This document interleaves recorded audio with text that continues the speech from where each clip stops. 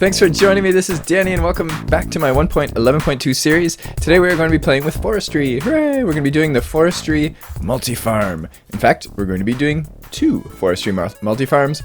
One of them, our first one that we're going to do is going to be a tree farm, and we're going to set it up right over here somewhere. And our second one is going to be a farm of multiple kinds.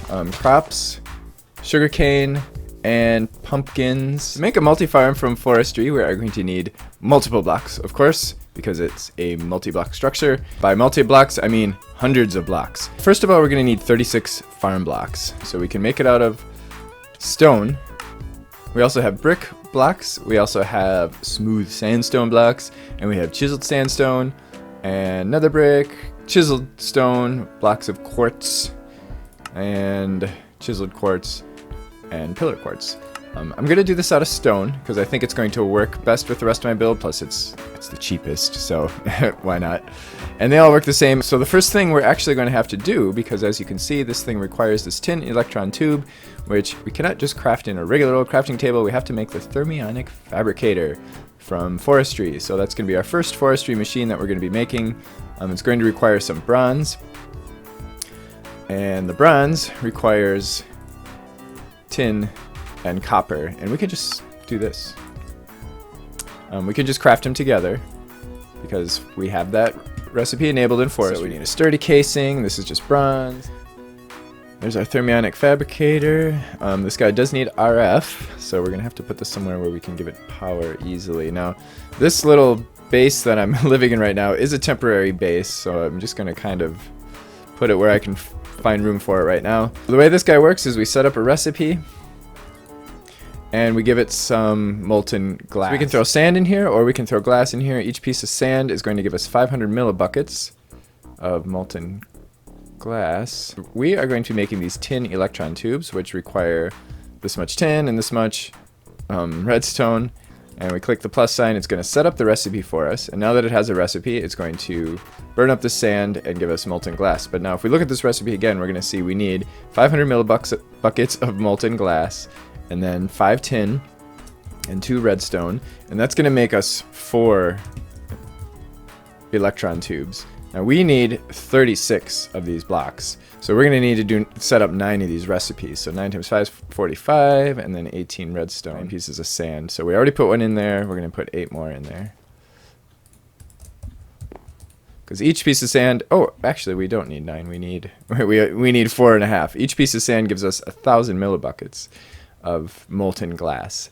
So now what's going to happen is obviously these things are not here. We can get rid of that and we can see that it's not really there. It's just pretending, but it's waiting for ingredients. So whatever ingredients we put in here, it's going to, hey, why didn't it take that? It's going to give us a tin electron tube, and it's going to use the ingredients that it required. Oh, actually, I didn't want to put that there. I wanted to put that there. Okay. So now that this thing is nice and hot, you can see that it melts the glass very quickly, but we can take those out. It's going to pop another one there. So why did it stop? Oh, weird. Okay, it was just a sync issue.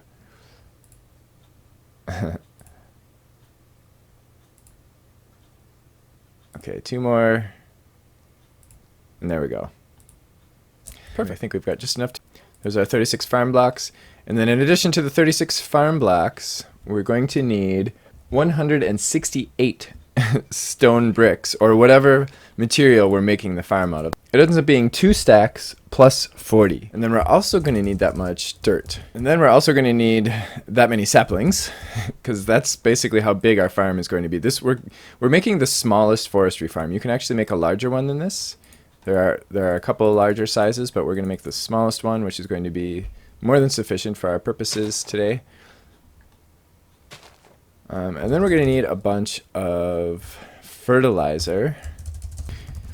This stuff. Oh, we're going to need a lot more sand again, because this is how you normally make it. 2 pieces of sand and 1 apatite makes 8 fertilizer. And we're probably going to be okay with a stack of that for now. We're going to need more in the future, but this is a resource that we're going to have to continue feeding the farm over time, although it uses it very slowly. And then we have multiple special farm blocks. And we need the farm blocks in order to make these. So you make the farm blocks first, and then we make our farm gearbox, which is a farm block, and our tin gears. And this is going to be the RF input. So this is a required part of, I'm definitely autocrafting this. This is a required part of the farm. We're also going to need a farm hatch. This is how we're going to pipe items in and out. Now technically you don't really need this if you want to just manually go up to the farm and pipe stuff in and take stuff out. We're going to need tin gears for that as well. So 2 more tin gears. And then the farm valve, which needs another tin gear. So that's 6 tin gears altogether. The farm valve is going to allow us to pipe water into the farm. Now again, you can do that manually with buckets, but the farm does consume water over time. We're going to want to be able to do that automatically. And then we also have the farm control block, which requires a golden electronic tube. This allows us to turn the farm on and off using redstone. This is not a required block. All right, so there's our gearbox. There's our hatch. Our valve. And actually, I don't think I'm going to make the farm control block, but we can always add it later. So this is the area we're going to build the tree farm. I already put a hole in the ground, and I got a little stairs down here to get it access that area. So the main farm machine is going to be a 3x3x4, and that's going to be like the main control area. So it's going to be 4 high. And then 3 by 3. And then the farm itself, like where the crops are going to be planted, we can decide what level we want them to be at. The only level we cannot put them at is this level. So we can have the plants grown up here on the top, or we can have them grown at one of the bottom 2 levels. Obviously, we're setting it up so that they're on the top. Oh,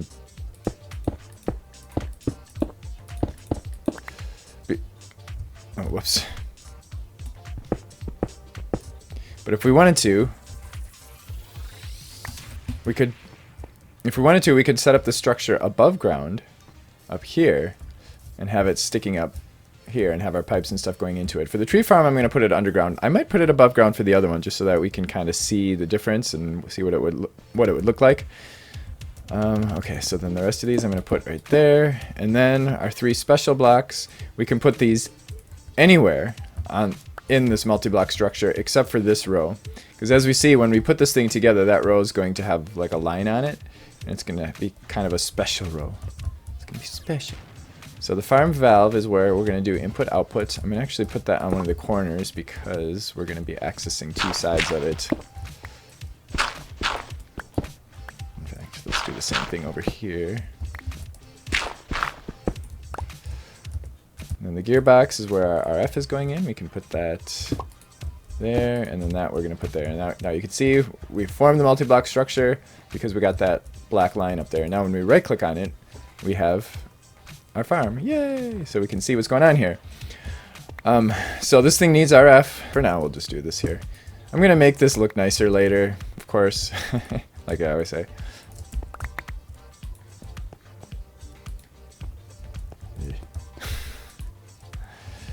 I don't like that there. Okay, so I guess we're going to move this. I'm going to put it down here.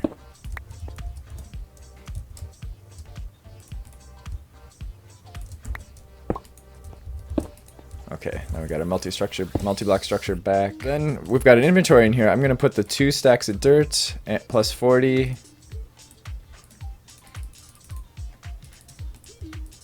And we're going to put the fertilizer right there. And then we're going to put our 2 stacks plus 40 saplings right there. So that's all the stuff we need. Now we just got to get the water into here, and we need to place down the foundation of. Now what we're going to do with these bricks is we're going to place down the foundation of the farm. So what this thing is going to do is it's going to take that dirt and fertilizer, and it's going to make hummus out of it, and then it's going to plant that hummus on the ground. And it's going to do it right at this level. It's going to do it 1 block above where we set these stone bricks. Oops.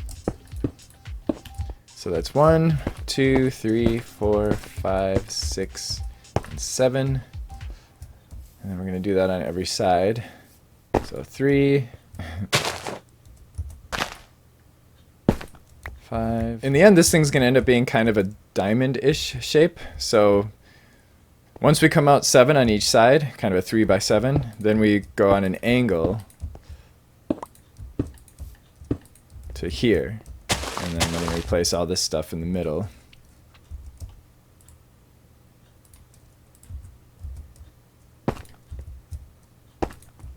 Hooray! I guess I did my math right because I don't have any stone bricks left and I got all this done. Hooray! Okay, so now as soon as we give this guy water, it should start planting, and it's going to end up digging up this grass and just giving us dirt down here. So it's going to use this dirt and it's going to replace that dirt and give us the old dirt right there. So so get water in there. We just need to pipe it in any way we can, and what I think probably the best, easiest way to do it in this pack would be to make a sink. We're going to use the Immersive Engineering pump. There's our infinite water supply. There's our fluid pump, and I'm going to take my hammer, set that to output, orange, and boom, boom, boom. And now we should have water coming in.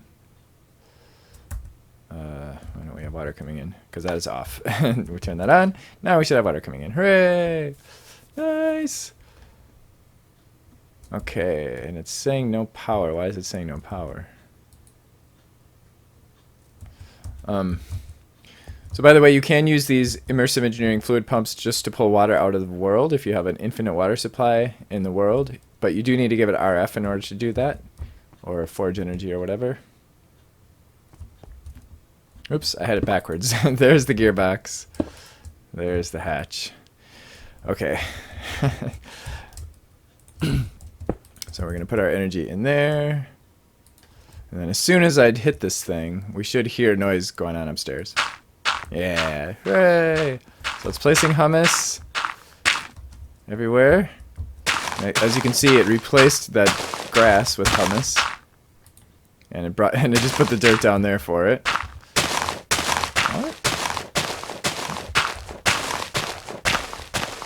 Now we should have just enough saplings to cover the whole area. And if you look at the sapling, if we hover over it, you can see in Wayla that this is an apple oak sapling. Even though I put vanilla saplings in here, we end up with the forestry apple oak saplings, which are a little bit different than the vanilla oak saplings, in that for one, they produce more apples, and for two, they grow differently. They don't grow into big, huge, monstrous trees like that. They only grow into like a very limited size tree, like something like this. And which makes the tree farm a little easier to manage. And then this humus makes them grow a little bit faster. There we go. We got a tree already. Nice. So given a few minutes, it'll chop it down. And when it chops it down, it's going to consume a little bit of fertilizer as it plants a new one, and a little bit of water. So those are the two resources that we have to keep pumping into here. There's one other resource we have to pump into here, and we're going to see what that is in a second as soon as it takes this tree down. Okay, so it's taking the tree down, it's grabbing the stuff, and what's really nice about this farm is it's one of the most reliable farms that I've seen as far as picking up the drops that the trees produce. So even if you have like fast leaf decay on, and if you have fast leaf decay causing the leaves to decay very quickly, it's still going to manage to pick up all the drops from the trees, which is really nice. But now if we look in here, we can see that those saplings that it picked up are down here. So it's not replanting because it doesn't have any saplings now. So we actually have to pull the saplings out and pipe them back in. So we've got our little roadside farmer's market stand over here. Nice. So I'm just going to use extra utilities transfer nodes. Not something I usually use, but whatever. It'll work. To pull out, well, everything from here. And actually, it already started pulling out our dirt. And insert it. Actually, before we do that, let's grab one of everything. An apple. Okay, whatever. that, and some fertilizer, because we're going to be storing fertilizer out there as well. So we have to feed fertilizer and saplings into this thing. So I'm going to put those in one of these drawers. How about this one? So fertilizer and saplings. And then we're going to lock that drawer. Actually, we're going to lock both of these drawers. This one is going to take wood and apples. Okay. And then I'm just going to, wait a minute. I guess we'll pipe it into the bottom. I have nowhere to put dirt. Okay, so that's the problem. Alright. So now it should start emptying everything out. Yeah. Nice. So it's going to be slow, but that's fine. It should actually be able to keep up with this farm without any trouble.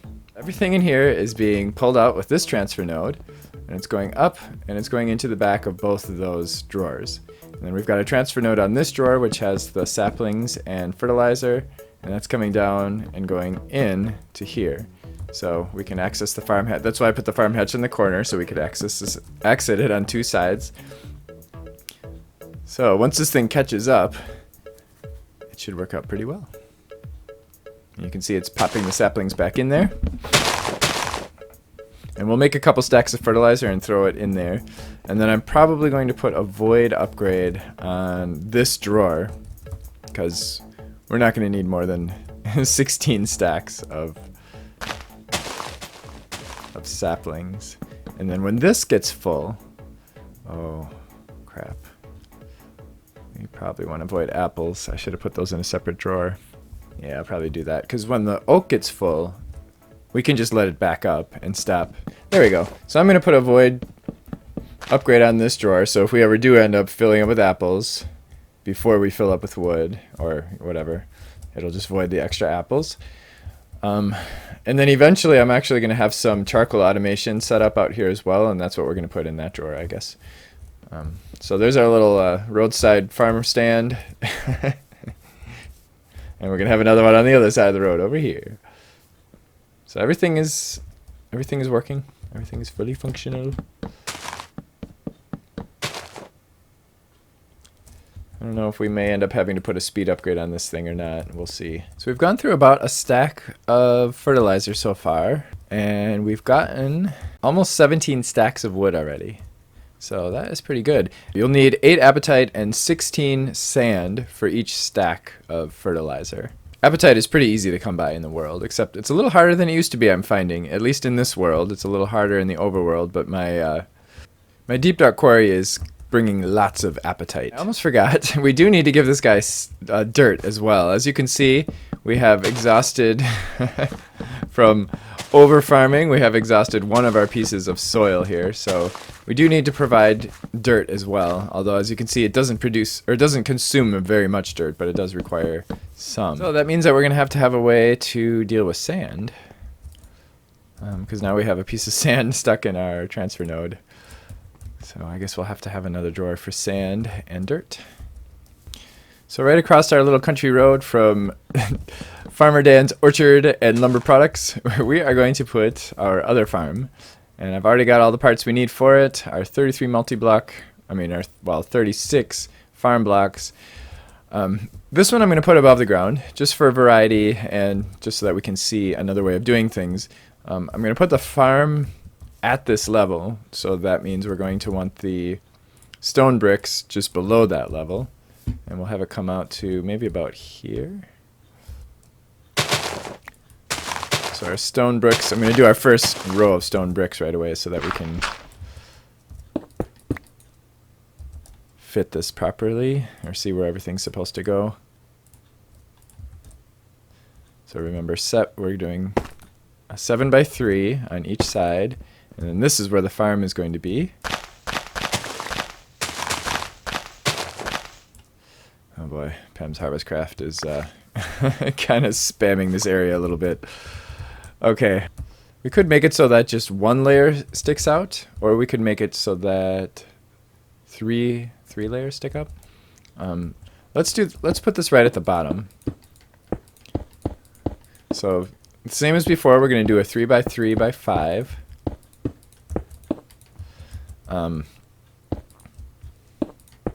This layer is the layer that's going to have the line on it, so we can't put anything on that layer, like any of our specialty blocks, but we can put them on the top or on the bottom. I'm going to put just about everything on the top, so that way we can kind of go over the crops with our pipes and stuff. And it'll have kind of like an industrial-ish farm look to it. So we'll put our hatch over there. We'll put our gearbox in the middle, and we'll put our valve over there. And there we go. There's our multi-farm. Hooray! Now, as you can see, as we discovered before, by default, this farm is a managed arboretum. So it's a tree farm, basically. But we want to change that. So what we have to do is we have to go and make a circuit board. We want 4 different types. We do the intricate. And then we're also going to need 4 electron tubes specifying what types of farms there are. So there are several different types of electron tubes. And each one of them, if we hold our shift key, will be a different kind of farm. Now we're actually going to be doing a manual farm. Which isn't really manual, but you set it up manually. So when we did the tree farm, remember we put all the ingredients in there, it laid out all the hummus for us, and it took care of that all for us. In this case, we're going to be setting things up because we want to do a sugarcane farm. That's one of the farms that I want to do. We're also probably going to do a pumpkin farm, and I'm thinking a wheat farm and a rice, or no, not rice. Well, oh boy, I don't know. I want to do rice and flax. So we'll see. We'll do. We'll see how we end up splitting this up. We just set up the farms. The farm will still automatically do all the harvesting for us and replanting for things where replanting is necessary. So each electron tube gives us one type of manual farm and one type of automatic farm. So the copper electron tube gives us the orchard manual farm or the arboretum automatic farm. So if we wanted to have like a farm that's a half tree farm and have something else, we could use the copper ones. And if it's a manual farm and you use the copper electron tubes, you can have like a fruit tree that bears fruit like that. Not a vanilla oak tree, but like a tree that actually grows fruit on it, like the plum tree or the papaya tree, and it will harvest that for you. But it won't break down the trees. It'll just harvest the fruit for you. And then we have the peat bog for producing peat, and we have the crop farms. A crop farm is basically any kind of seed. So anything that plants from a seed, like wheat, or these things like potatoes and carrots. Those would be the next one. Those will be the vegetable farms, because those you actually plant the potato or the carrot in order to produce more potatoes and carrots rather than seeds.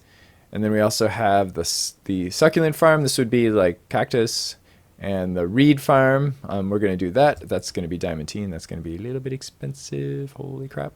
And then gourd farm, that's going to be pumpkins and watermelon, or melon or whatever. Oh, the infernal farm, that would be another wart. Oh no, then we have the shroom farm, which I did do a mushroom farm. Now the mushroom farms are a little tricky. They plant the big mushrooms. You need to do mycelium. I did that in my 1.10.2 series when I did the forestry. It's basically the same episode in that series. So if you want to see how the shroom farm is set up, you can check that out. And then we have the ender farm, which we can do ender lilies with, which we may do at some point in the future. However, we have not acquired a single ender lily seed yet, so that's not going to be happening quite yet. Oh, this is hard to do. I don't have very many diamonds anymore, but I do have a quarry running, so I'll have more soon. So we're going to need to make a intricate circuit board because we want to replace all 4 sides. We don't want any of them to be arboretum, so we need the intricate one. So that's 6 redstone, 1, 2, 3, 4, 5, 6, and 3 gold, which I've already got. And we have to do this in a carpenter.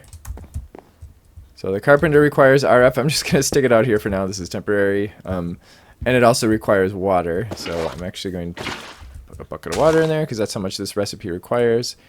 And we click plus, and then it sets up the recipe for us, and then we throw our stuff in there. So it works similar to the way the Thermionic Fabricator works. except it's a little slower. So we're gonna wait for that to go on. It's gonna consume the water and give us an intricate circuit board. So then we need our soldering. Then we need a soldering iron. We take our soldering iron, and we right-click on it, and then we can go. We want to go to manual farm. So we're going to do the north side, whatever. We can do a reed farm, and it's going to consume our tube, or it's basically going to put the tube in on the circuit board. Oh, actually, we need to put the circuit board on there. And we're going to do one side gourd farm, and then we're going to do two side. Oops, we're going to do two sides with the bronze, and that's the crop farm. And then as soon as we fill them all up, it pops our circuit board down here, and that's it. And we can't get our stuff back. So once you solder a circuit board, you're stuck with it. And then we can put it in here, whoops, in here, and it'll change to the stuff that we specified. Hooray! Now, if we do want to get this guy out, if we ever want to change this thing in the future, which we might, you just take your soldering iron and you go like that, and that pulls it out. You only have 5 uses of the soldering iron for that purpose. We can use it for other things, like we could use it for this, but for pulling things out, for whatever reason, that causes it to take durability damage. And I used it twice because I was playing around with it before, doing a little test. Every operation that it performs, it consumes a little bit of water and a little bit of RF. However, interestingly, it doesn't actually hydrate the ground. So what it does with the water, I'm not really sure, but it uses it. Move the gearbox to the bottom so that we can kind of hide the RF for now. And there we have it. So you can see it looks a lot more industrial. Of course, we also have these fluid pipes going into it. So we've got water, we've got power, and we've got dirt. It basically replaces dirt with dirt. And it ends up putting the dirt back in here, so we'll just put it back up there so that it can keep doing that. But once it places it, it's not going to have to do it again. And the way the segments of the farm work, so the south side of the farm is going to be like from here through here. So it's going to be kind of like this corner. And then this is going to be the west side of the farm. From there, you can kind of see the line where it's hoeing to there. And then so on and so forth. So this is going to be the east side, and that's going to be the south side. I mean the north side. There, we're ready to plant. Hooray! I've got Snad back here to make our sugarcane grow a little faster. Oh, that's not what I want. And this is, if you're not familiar, this is the most efficient vanilla way to set up a sugarcane farm. We've got water at every 4 blocks away, and then you have basically 2 over 1 down, 2 over 1 down. That's the most efficient pattern because that actually allows us to put sugarcane on every single block.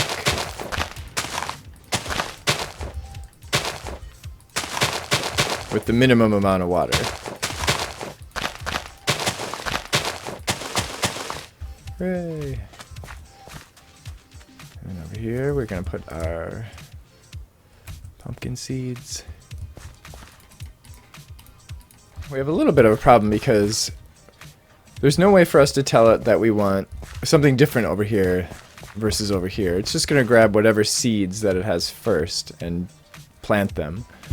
So we're going to have to come over here every once in a while, and like if we need more flax or whatever, then we'll manually put the flax kind of in the highest priority slot or whatever. But for now I'm just gonna plant these all manually.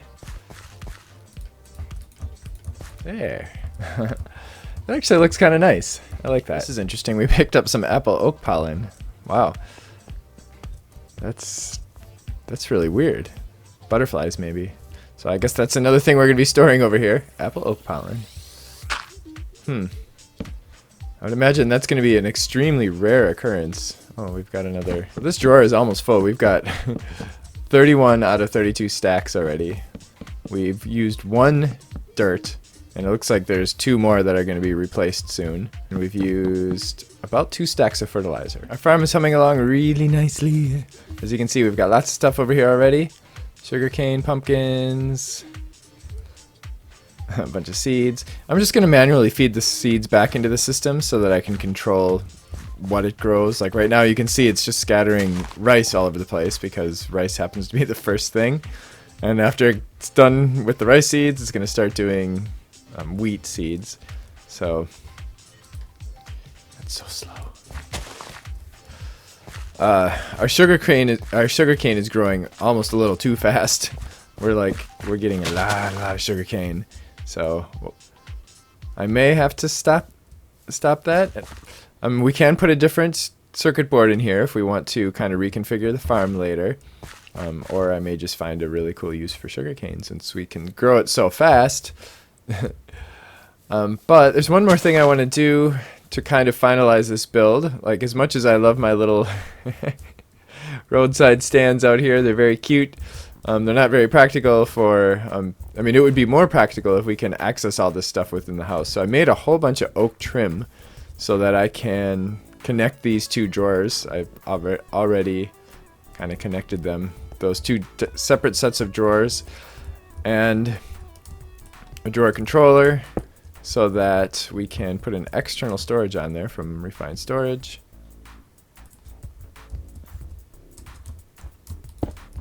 And access this stuff from our inventory. Oh, whoops.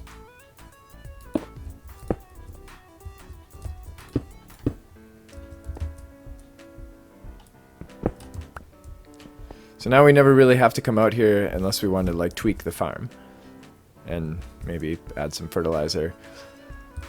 I'm gonna increase the priority on this thing too so that everything comes out here that can.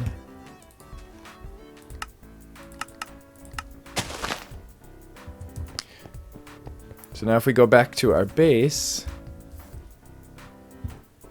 we're going to see that we have a lot of wood, and our tree farm actually stopped running because our wood drawer is full, which is totally fine. So if we use wood, if we use a bunch of wood out of that drawer, our tree farm will just automatically start running again. So there we are. There's our 2.1k wood. Nice. Awesome. So that's a complete build. All done. I'm probably going to do a little bit to make it look a little different eventually. Next episode, we're going to build our base over there on the other side of the river. I'm going to build a bridge over here that we can use to drive our car over, and I'm going to kind of turn this into like a country road. I'm going to come up with a way to make this look like a little country road passing through here, and we're going to have kind of a big country style or like orchard garden style build over there that's going to we're going to move out of this. This is just going to be our garden house that we're going to use. It's actually going to be kind of our tool shed too. I think we're going to put our tinker stuff back in there, and yeah, and that's going to be our base. Very nice. So I do hope you join me for that. Of course, if you do have any questions about what we did today or anything else, please feel free to leave them in the comment section below. And of course, if you did enjoy this, don't forget to click the like button. And to join me next time, thanks for watching. Bye-bye. So to make a multi-block...